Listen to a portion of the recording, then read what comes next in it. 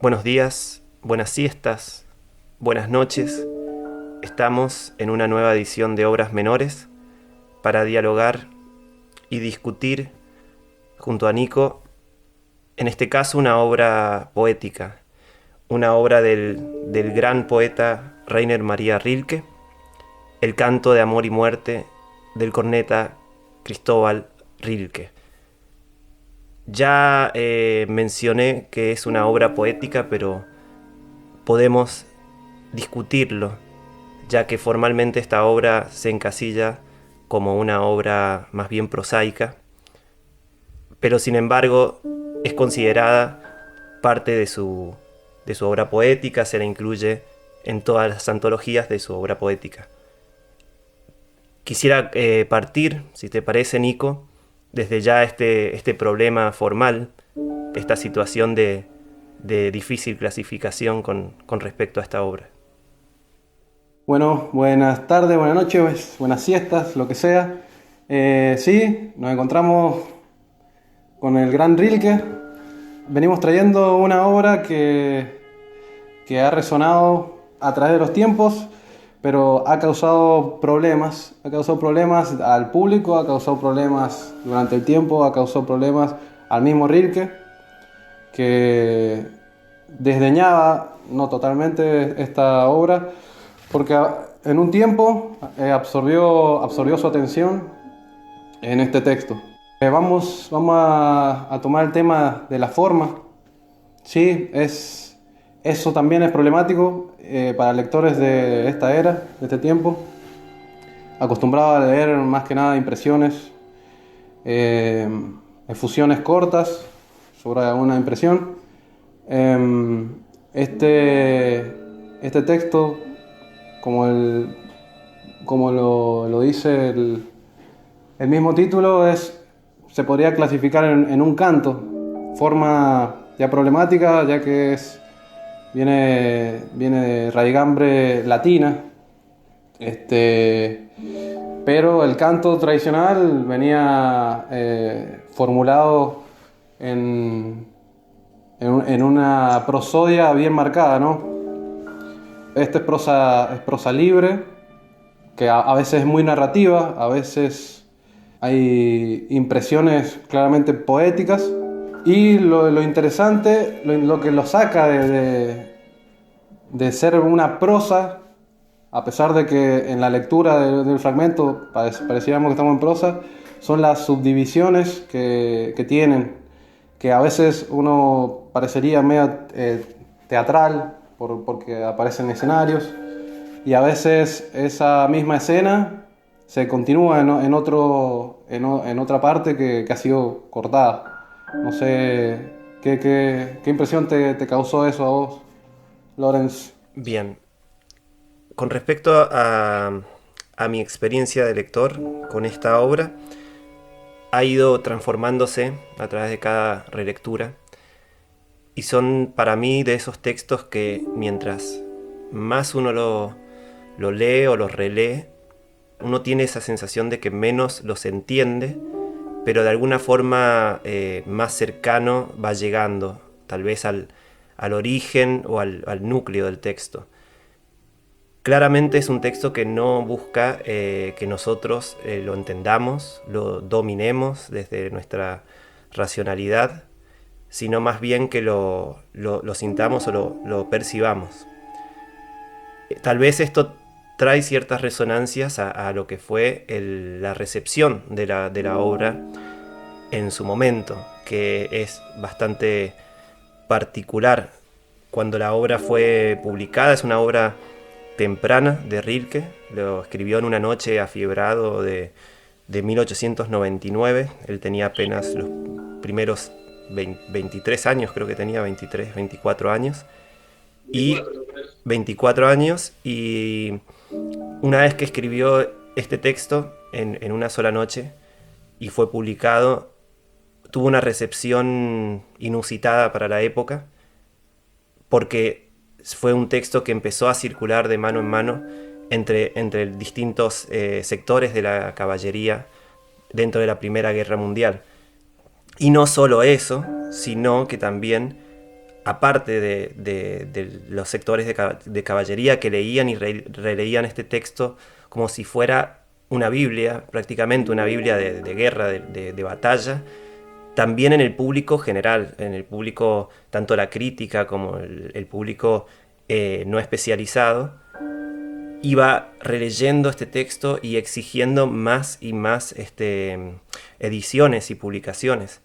Fue todo un fenómeno en su momento que llegó a publicar en pocos meses más de cientos de ejemplares y después llegó a los pocos años a 1 millón de ejemplares vendidos, lo cual es un fenómeno mucho más fuerte en su momento que en el actual, que se venden millones y millones de distintos libros, que las tiradas son mayores, que la difusión y la circulación de un texto es mucho mayor y automático y rápido. En ese caso sí representaba un verdadero fenómeno para notar. Perdón, no estaba Sí, la técnica, ya estamos hablando de técnica de publicidad, no había eso en ese momento. Estamos hablando de los 30, los 40.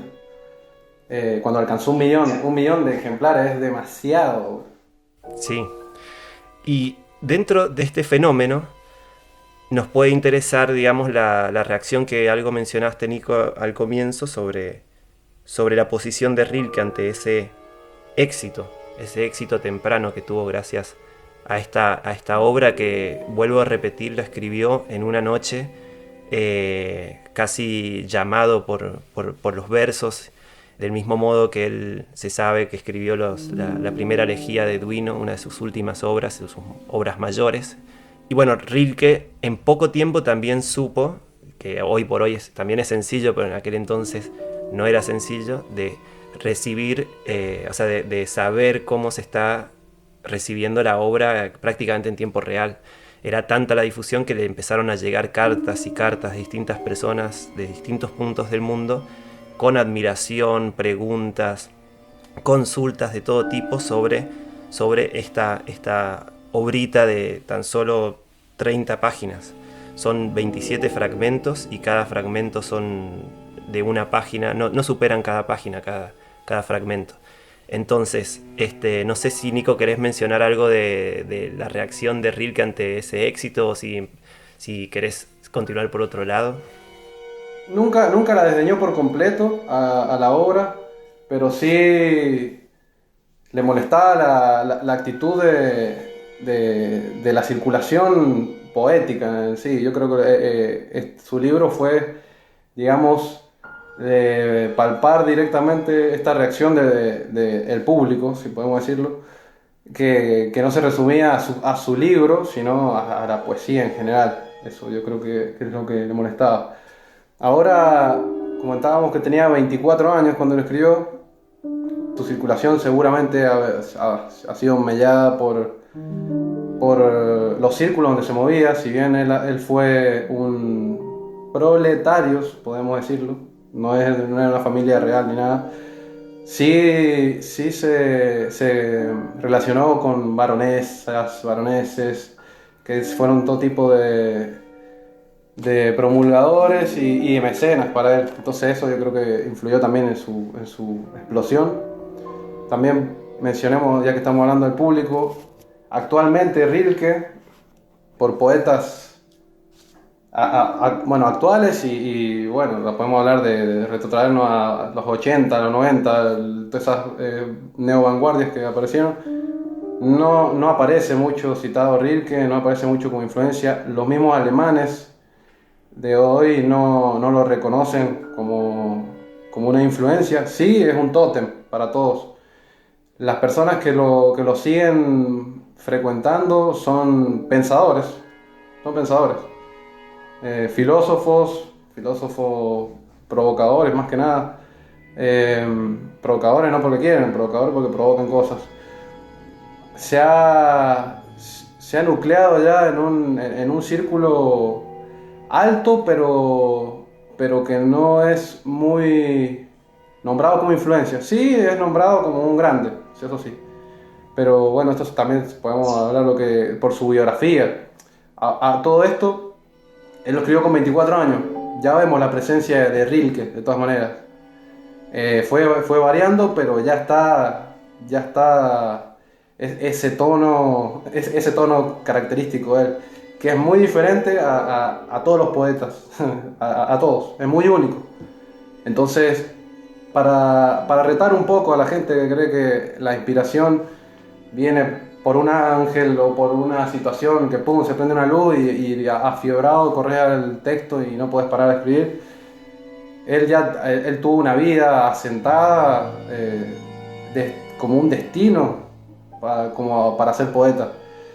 Con 24 años él ya había vivido, había estado empezando a viajar, había sentido la predisposición hacia la poesía, hacia la contemplación, hacia la lectura. Vemos que no leía demasiado, o eso nos refieren, pero leía con una profundidad, una soltura con respecto al exterior, y sin embargo cuando salía al exterior miraba durante horas una rosa o una estatua. No sé si querés comentar esa parte de él, la intimidad de él era profunda en el sentido, en el mejor sentido, no en el romanticón.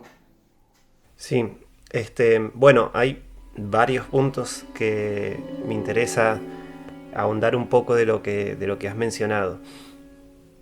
Esto que mencionaste de ser un poeta tal vez no demasiado leído en tanto a número de personas en el mundo, pero sí más bien leído fuertemente, intensamente por pensadores, por poetas y escritores. No podemos no mencionar la lectura de Heidegger sobre Rilke, y encima ya que Heidegger lo menciona a Rilke junto a Hölderlin como los dos poetas de poetas. O sea, los poetas que solo son captados o solo saben ser leídos por poetas.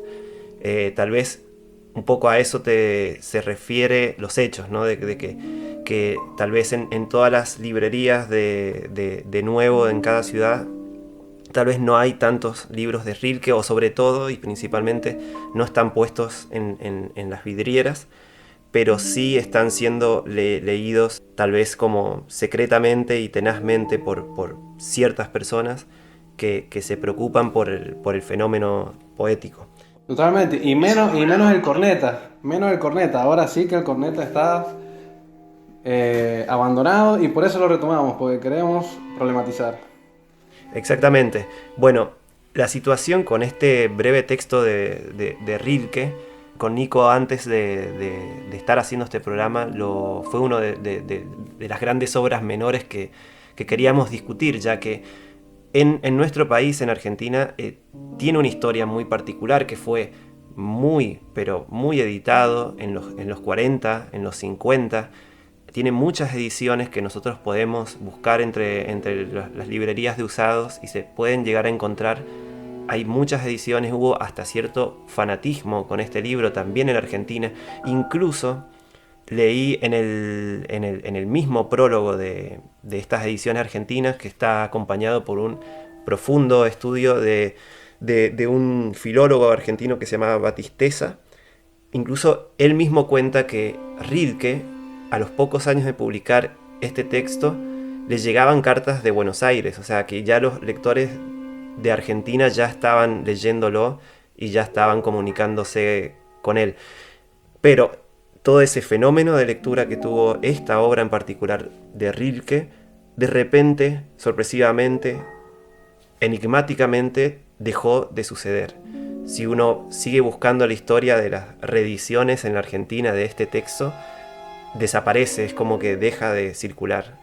Obviamente, por suerte, se publicó muchas veces, entonces tal vez comprándolo, no sé, por Mercado Libre o en cualquier librería de usado, es un libro que circula, pero a mí siempre me llamó la atención de que sea un libro, si se quiere, olvidado, por lo menos para la industria editorial, como que no haya un interés para seguir leyéndolo. Sí, como con otras grandes obras, como por ejemplo las emblemáticas Cartas a un joven poeta, o las elegías de Duino, o los sonetos Orfeo, que sí son textos que se siguen reeditando y que tal vez uno puede comprar en ediciones nuevas.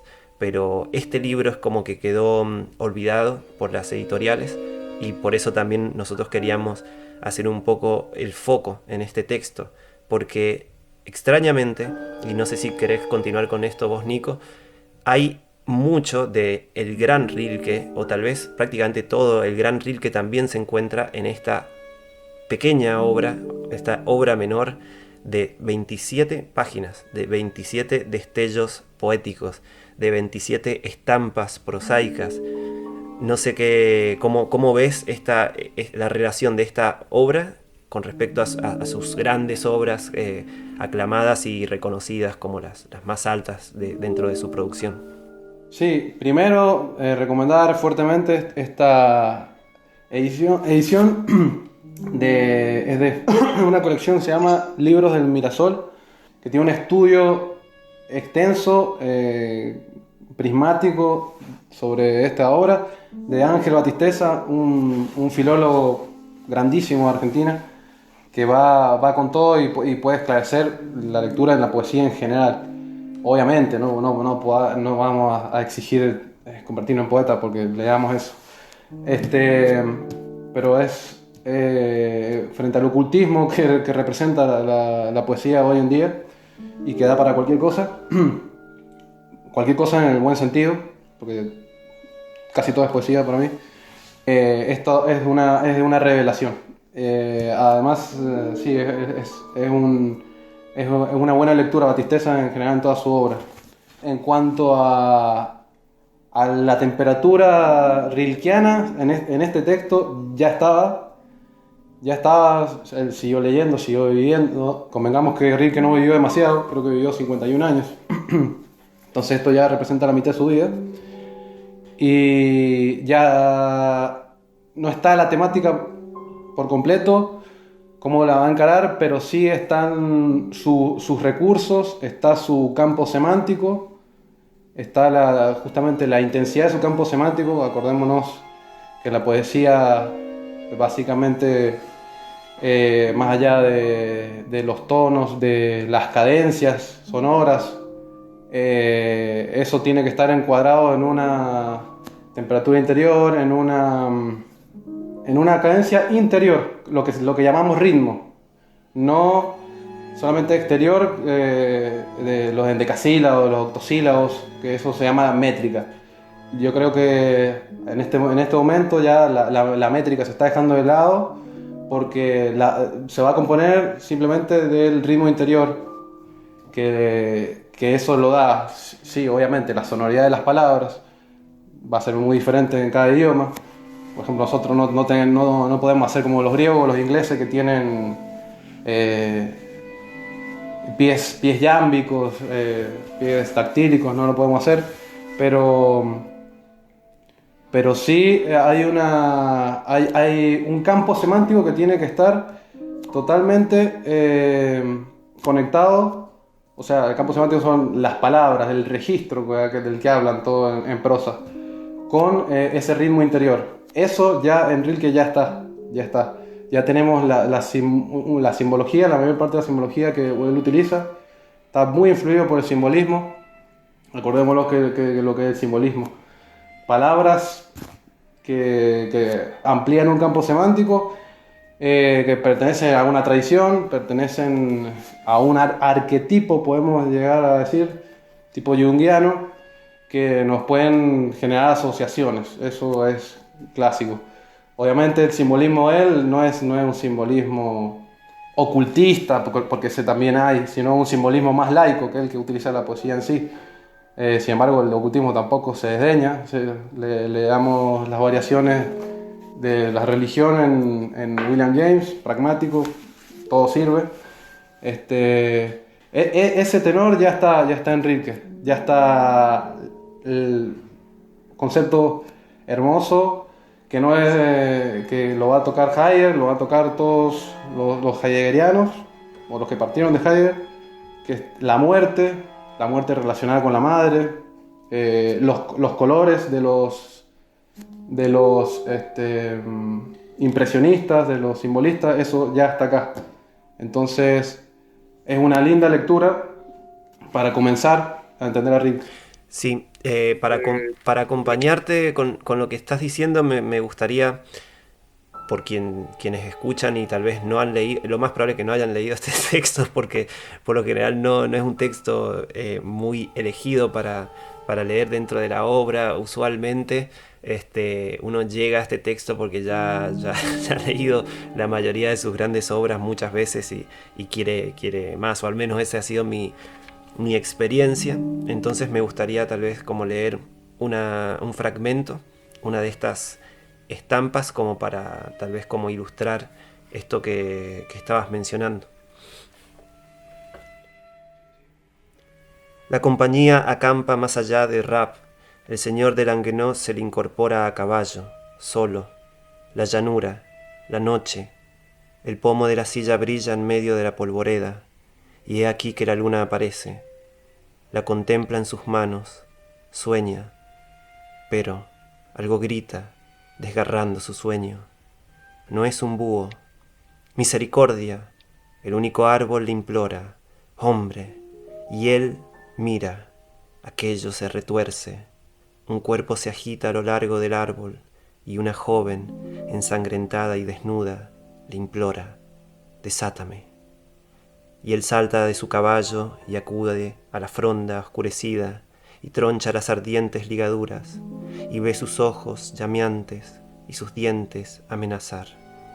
Ríe ella, él se estremece y ya está a caballo y galopa en la noche, estrujando en su puño las ensangrentadas ligaduras.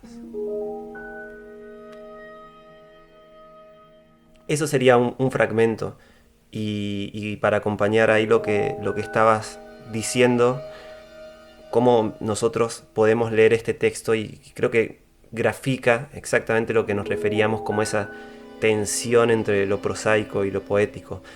Rilke mismo definía este texto como una obra en prosa inflamada o llena de versos. Él lo leía de ese modo, como si fuera un texto del cual brotaban versos y que estaba como a punto de explotar de versos. Y creo que en este fragmento que leí, como en cualquiera que podríamos elegir de esta gran obra, contiene esos enlaces desencajados, esos hilos invisibles, esos fragmentos de una escena que no terminamos de ver, no solo nosotros como lectores, sino también los mismos, si podemos hablar tal vez de personajes, que están como nosotros, digamos, como perdidos en una niebla, ¿no?, poética, profundamente existencial, donde los temas y lo que nosotros percibimos es emparentado a lo que nosotros podemos experienciar con la lectura de un poema, como bien podría ser alguno de los poemas de cualquiera de la obra de Rilke. Entonces, yo creo que este texto nos conmueve como lectores por tener ese, si se quiere, hilo argumental, y a su vez no perder para nada la densidad poética que siempre que estamos acostumbrados a leer. Y otra cosa que quería mencionar, y que tal vez, si te interesa, Nicolo, podés continuar o decirme qué pensar al respecto, es pensar qué relación tenía la obra de Rilke en tanto a los distintos géneros que él se acercó, porque no solo, obviamente, él es un poeta, como quien dice, digamos, toda su obra y su vida fue habitada poéticamente, pero dentro de lo que sería ya los géneros y las formas, obviamente están los poemas en sí, está este texto extrañísimo, casi sin casa, pero también tiene una novela igualmente extraña, pero ya sí considerada una obra en prosa, excluida dentro de su obra poética, pero también tiene una fuertísima relación con las cartas. Él nos dejó cientos y sí, tal vez miles de cartas, y fue un género que tal vez... 16.000 cartas. 16.000 cartas. Buenísimo ese dato. Ahí se ve cómo quería encarar la existencia de manera limpia, sí, diáfana. Dejar los conceptos completamente de lado. Era pura percepción, pura intuición en el sentido filosófico. Sí, yo primero parto y no voy a nombrar, porque lo innombrable hay que dejarlo innombrado, pero hay gente que nos gusta mucho, a mí y a Lorenzo, que sus mejores sus mejores versos, sus mejores poemas, sus mejores líneas, vienen con un colchón detrás de mucha prosa. Y esa predisposición en la prosa puede hacer que salte de pronto la chispa poética. Obviamente con una preparación, con un enfrentamiento de la realidad y después de nuestra psique, después de la realidad, va a poder nacer eso. De hecho, a eso iba el impresionismo. A la cabeza podemos nombrar el ejemplo de Cézanne, que quería captar todo totalmente inmediato, sin conceptos, aunque él se quiso salir del impresionismo. Un ejemplo, quería captar las cosas en el momento antes que se formaran en su cabeza. Por ejemplo, quería captar la visión del ojo izquierdo y la del derecho de algo, o sea, algo dividido y sin unirse en la percepción ya trashumada por los conceptos. Y eso lo adquirió esa idea leyendo fisiología. Así que nunca quiero defender la poesía de los racionalistas totales como si fuera un irracionalismo. Ahí tenemos un ejemplo clave. Y sí, en prosa tuvo una gran proeza que fue los cuadernos en Malte Brix, ¿puede ser? Yo le digo cuaderno de Malte. Ah, bueno. Gran influencia para Sartre en escribir la náusea. Considerado un narrapoema directamente, que es una herida de un personaje por París. Convengamos que él vivió mucho tiempo en París. También esta obra del Corneta puede estar influenciada. Yo dije al principio algo sobre las escenas. Él al principio quiso escribir teatro, pero bueno, encontró unas dificultades ahí, no estéticas, sino bueno, con respecto a su ámbito. Y él era muy cercano a Maeterlinck, que bueno, un simbolista, ahí lo vemos, y decía que la traía como él trabajaba el silencio, la inocencia del silencio. La inocencia del silencio que es terrible como los ángeles, como dice él. Como dice, lo único que podemos captar de lo terrible es la belleza, es un verso de él. Ahí vemos cómo la poesía desafía los límites de la razón. La razón es un límite, obviamente, y más la razón que nos puede llegar a unir en comunidad. Hay que llegar a ser una comunidad de solitarios, dice Pascal Quignard. Y a esto nos puede enfrentar la poesía, que es un gran desafío, como así lo veían los estructuralistas rusos. La poesía es una desautomatización de la realidad, y eso nos hace llegar a profundidades tales que nos puede llegar a hacer leer tanto a Rilke como libros de geología. Así que es movimiento total. Y ese es el vértigo que encarna Malte cuando va caminando por París y va teniendo todos sus trasuntos. Así que la poesía es la mayor intimidad del arte. Es otro tono, pero sí podemos decir que es la parte más inmaterial, como decía Hegel, y más indeterminada. Por lo tanto, lo mismo, la novela, la música, todo es poesía, también lo ven poesía. Recordemos la raíz de poesía, poiesis, crear, significa crear. Así que llegar a la intimidad de las cosas, batiéndonos con ellas, ya en esa lectura ya hay una creación y bueno, y puede dejar una huella en un texto. Así que nosotros somos adeptos a sacar la poesía del papel y de ese juego memorial que es la literatura. Ahí, escuchando atentamente lo que mencionás, me parece que también da justo en el punto exacto esta novela, Los cuadernos de Malte, que por muchos es considerada la obra más, yo pondría entre paréntesis, más autobiográfica que hay de él. Porque ciertamente hay, para mí, la figura o el fenómeno de Rilke es paradojal. Es porque siempre, si uno lee las cartas y a su vez lee la obra poética, encuentra la voz profética de una temeridad deslumbrante, pero a su vez de una fragilidad también clara e intensa. Y textos, cualquier texto de él, pero principalmente estos textos que estamos mencionando más circundantes, como puede ser esta novela, como puede ser el canto de amor y muerte que estamos mencionando, y alguna de las cartas se puede observar esa fragilidad tenaz, si existe, si me dan permiso para utilizar esa imagen. Creo que tal vez el espacio que ocupa Rilke en mí, por lo menos como lector, es esa paradoja de cómo ser un frágil valiente, si se quiere.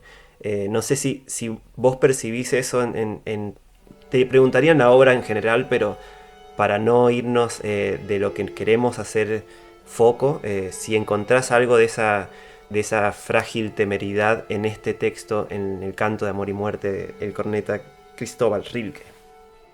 Y mira, se me viene a la cabeza un fragmento de una carta, creo que escrita a Luz Salomé, sobre cuando terminó de escribir Los cuadernos de Malte, que él decía que le resulta extraño que la fibra de su cuerpo fuera el acicate de su actividad poética y sin embargo la fragilidad de su humanidad. Eso me parece, parafraseando, yo no tengo el texto acá ni nada, pero algo así dice. Yo creo que justamente él se exponía a experiencias límites, quería llegar al momento de susceptibilidad mayor frente al torrente existencial, inmanente. Yo no creo que haya una trascendencia en él. Sin embargo, hay una presencia de campo semántico cristiano. No era muy agresivo, era una especie de cosa celestial. Recuerdo acá en el corneta cuando va llevando el estandarte, la bandera, cuando estaba caída la bandera, que era como una mujer vestida de blanco desmayada. O sea, ahí ves que hay como una cierta cosa delicada, celestial. Sin embargo, está diciendo algo bastante jodido. Y eso lo ha puesto en un lugar, me parece, en el que no se lo puede leer, porque ahora hay que exagerar. Y más en esa época, cuando él estaba escribiendo, estaban haciendo el expresionismo, que era el color chillón, era la exasperación, la desesperación. Y su desesperación era una desesperación no externa, sino interna. Por eso es muy original lo que él estaba haciendo. Era poco alemán, era una persona alemana, pero poco alemana. De todas maneras, encuadrándolo en su biografía, donde él vivía, nació en Praga, se estaban corriendo los límites de los países, se mostraba en su epítome la artificialidad de las pertenencias terrenales. Entonces eso le puede haber facilitado este estado. Él se ponía a una experiencia límite que llegaba casi a la consunción corporal, y ahí puede haber ejercido esta exigencia de lo que él llamaba muerte. Pero recordemos, muerte en el mismo lenguaje de Heidegger no es el morir como nosotros lo reconocemos, sino que es el dejar de vivir la muerte nuestra. Dejar de vivir. La muerte para Heidegger, por ejemplo, es hablar el lenguaje anónimo de la sociedad, la habladuría del mundo, decía el Das Mann. Expresarse en el Das Mann. El Das Mann es como el sé, lo que se hace, y no lo que hago yo. No tomo responsabilidad con respecto a lo que hago. Yo creo que se está enfrentando a todo eso. Creo que la muerte representa en él el más allá de la presencia, y sería el no ser. el no ser del ser, es decir, el ser, la presencia, las cosas nombradas, está configurada, determinada y posibilitada por todo el pasado anterior, andamiaje histórico, social, político, material, biológico, antropológico, astrológico, astronómico, y todo eso se suma, se va anclando y va generando un espacio de extrañamiento que te pone en una tensión extrema y exterior frente a todo. Y ese estado es lo considerado un solitario profesional, básicamente, es un dicho. Eh, Sin embargo, es la mayor compañía que puede existir, representada por un ángel, por lo que sea. Creo que su campo semántico ha posibilitado en ese momento poco shock para la lectura de él y que pueda circular en la sociedad, podríamos decir. Pero sin embargo, la tensión interior era muy abrupta, muy total, y eso lo exponía a una fragilidad sin par. Sí, una fragilidad, pero a su vez una fragilidad que lo llevaba a seguir buscando también esas vías de soledad y tensión entre lo exterior y lo interior. Como lectura, digamos, secular, recomiendo muchísimo las cartas de Rilke en general, pero principalmente las dedicadas a Lu Andrea Salomé, porque en esas cartas, digamos, al tener una relación tan estrecha y sostenida durante años y años, hasta la muerte misma del poeta, él comparte sus mayores intimidades, pero intimidades de su posición como persona frente al mundo. Y en esos textos se ve mucho de esta lucha constante de él en el lugar que habita. Así que recomiendo muchísimo eso y como dato también importante, interesante de lo que estamos mencionando, Lu Andrea Salomé, que por si no lo saben, fue alumna de Freud, o sea, gracias a eso, ejercía el psicoanálisis. Con Rilke decidió nunca psicoanalizarlo, porque tanto ella como él, como en común acuerdo, pensaban de que si Rilke, digamos, trabajaba en sus tensiones personales, en sus problemas, en sus nudos más profundos como persona en sociedad, su poesía o su obra iba de alguna forma a transformarse, a desaparecer, a tener problemas de alguna forma. Así que ese dato siempre me pareció como muy curioso, como que Rilke, que bien lo mencionás, que parece un dato dicho de paso, pero en realidad es fundamental, que es Rilke y la soledad. Es una soledad cosechada y sembrada día a día. Parece que si uno lee la biografía completa, que no hay biografía tan completa, digamos, uno tiene que ir más bien leyendo mosaicos y lecturas de distintos pensadores o estudiosos, pero si uno va observando, digamos, el transcurso de sus años, uno ve cómo él va moviéndose a lugares que encima en las cartas se encuentra incómodo, pero aún así es como que no puede parar. Y en esa soledad parece él encontrar esa gestación de su obra. Y también otro dato de vital importancia para mí, que lo mencionaste vos, Nico, al comienzo, que me parece muy interesante para volver a insistir, es que realmente es la figura del poeta total, la verdad, vamos a decirlo así, un poeta total, ya que se esforzó toda la vida desde muy joven, que ya desde muy joven empezó publicando sus primeros poemas, todavía no cumplía ni 18 años, y se esforzó sobrehumanamente para no hacer otra cosa que escribir, que ser llamado inclusive ni siquiera de escribir solamente como algo técnico, sino también de estar a la escucha, estar a la espera de un llamado poético. Y ese esfuerzo sobrehumano que él hizo y que lo buscó tal vez de manos de cierto tipo de mecenazgo, fue lo que lo llevó a él dedicarle toda su entera vida a la gestación poética, a la escucha poética también podríamos hablar.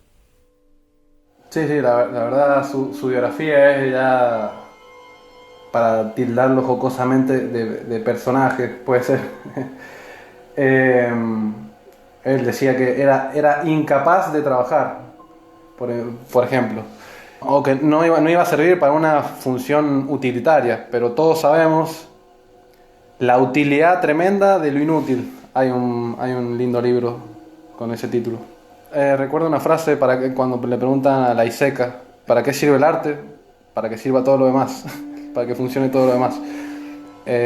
Bueno, grandísimo dato de color ese, la relación con Lu Andrea Salomé, ninfa intratable que atraía, era un maelstrom para los hombres, y sin embargo él era una relación de idas y venidas, nunca de dependencia, jamás, siendo que varias personas, creo que dos o tres, se suicidaron directamente por ella.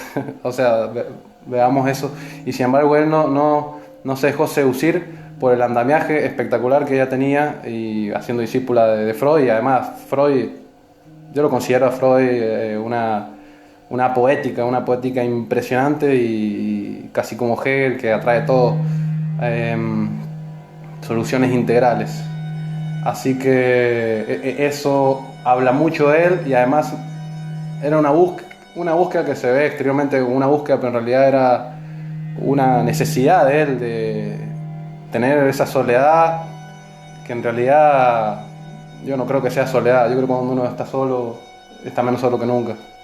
Hay una búsqueda que te va aguijoneando permanente y eso lo mantuvo siempre al límite con sus paradas. Él decía que a veces, por ejemplo, cuando terminó de escribir Malte, que no sabía si iba a poder seguir escribiendo, que quería parar un poco y que en ese mismo retiro no era una pausa, sino una alimentación nueva.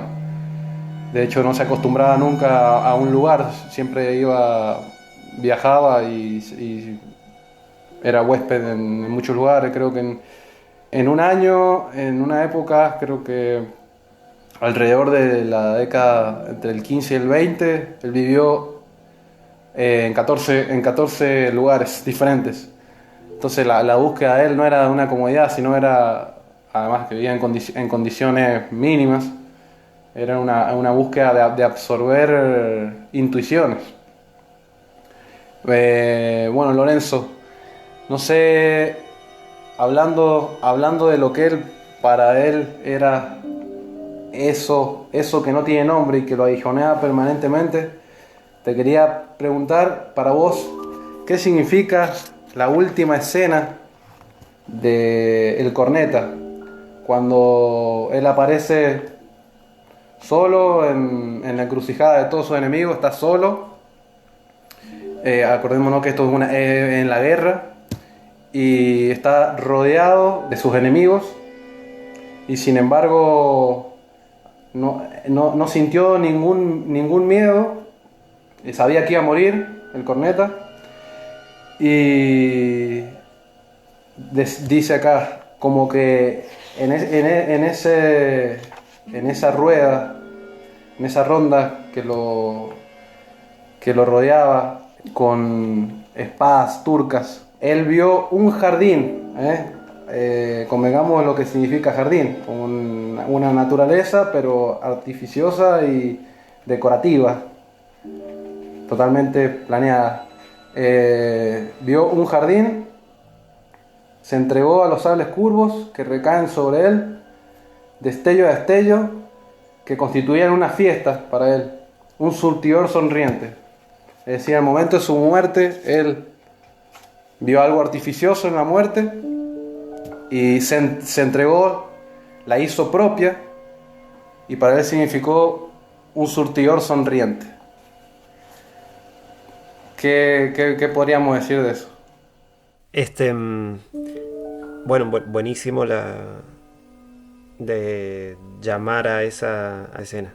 Lo que yo entiendo en la obra de Rilke, por eso hablo mucho de esa temeridad, es como esa búsqueda de encontrar en la muerte algo del cual aferrarse, pero enteramente seguro, enteramente decidido. Y creo, y bueno, no es casual, ¿no? La recepción de los Van der Vogel toda la caballería y todos los soldados con estos textos que muchos, digamos, inclusive Batisteza lo menciona, muchos encontraron cadáveres de soldados en el cual estaban en sus ropas, estaban una copia de este texto. Porque claro, incita tal vez a la valentía de la muerte como un triunfo, ¿no? Pero en el caso de Rilke no es un triunfo, digamos, el cual se logra de un texto para otro de una porción de vida para otro, sino es más bien como una investigación que él fue trabajando desde que tenemos noticias hasta sus últimos segundos. Si querés, como para cerrar, y ya que estamos tocando este tema enorme de la muerte en Rilke, que es un tema súper complejo e infinito, que Heidegger lo toca un poco en su gran conferencia, que les recomiendo mucho que lean, que se llama ¿Y para qué poetas?, que fue una conferencia que dio cuando era el aniversario, los 20 años del fallecimiento de Rilke. Les quisiera, bueno, compartir un texto de Rilke que escribió en sus últimos días, en sus últimos meses, y que ni siquiera fue un texto publicado, vamos a ver si lo encuentro ahora, sino que fue un texto que lo escribió improvisadamente. Heidegger cuenta eso, de modo de improviso, como dedicatoria en un libro de los cuadernos de Malta. Así que ahí lo leo. Como la naturaleza abandona a los seres al riesgo de su oscuro deseo, sin proteger a ninguno en particular en el surco y el ramaje, así, en lo más profundo de nuestro ser, tampoco nosotros somos más queridos. Nos arriesga, solo que nosotros, más aún que la planta o el animal, marchamos con ese riesgo. Lo queremos, a veces y no por interés, hasta nos arriesgamos más que la propia vida, al menos un soplo más. Eso nos crea, fuera de toda protección, una seguridad, allí, donde actúa la gravedad de las fuerzas puras. Lo que finalmente nos acobija es nuestra desprotección, y el que así la volviéramos hacia lo abierto cuando la vimos amenazar, para, en algún lugar del más amplio círculo, allí donde nos toca la ley, afirmarla.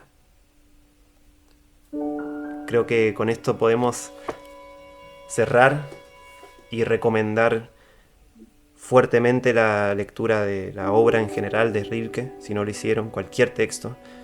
Yo en este caso realmente no diría que no lean este texto o sí lean este texto primero, etc. Pero bueno, el programa, si esta edición sí ha generado ganas de leer el librazo, el pequeñito librazo del Canto de Amor y Muerte del Corneta, en honra buena, más que feliz de mi parte. Así que, Nico, no sé si querés recomendar algún libro en particular dentro de la obra de Rilke aparte de este, o también coincidís conmigo con que cualquier texto de Rilke puede ser el primer texto para leer. No, yo por experiencia recomiendo que lean el Corneta, además por su accesibilidad, el Corneta, y además si consiguen esta edición con tamaña introducción de Ángel Batisteza, va a ser de una gran ayuda para poder encarar la obra de él. Lo más laureado de él, Elegías de Duino y sonetos para Orfeo, me parece de mayor dificultad para una persona que no ha transitado la poesía. Obviamente esa dificultad puede ser un gran acicate, creo yo, de todas maneras, pero por mi experiencia yo me he acercado mucho más a Rilke gracias a este texto gigante. Además tiene una sutileza que te acerca y no te genera tanta heterodoxia como como esos poemas ya mayores que son con las obras más conocidas. Sabes que ahora que te escucho, coincido absolutamente contradiciéndome, pero bueno, mi fanatismo y devoción habla más fuerte que, que mi sentido común, así que creo que coincido y no. Son vivencias y es lo que tratamos de traducir acá en este programa, nuestras vivencias. Nos hubiera gustado más hablar sobre los recursos literarios, ya que la poesía, si no tenés esa ayuda, te expulsa un poco, pero esa expulsión también es enriquecedora y de hecho yo mucho tiempo lo busqué. Pero bueno, para un próximo episodio, contando otras literaturas, seguramente van a aparecer. Así que bueno, Excelente. espero que haya sido de provecho y volveremos la próxima con otras cositas. Nos encontraremos. Un abrazo.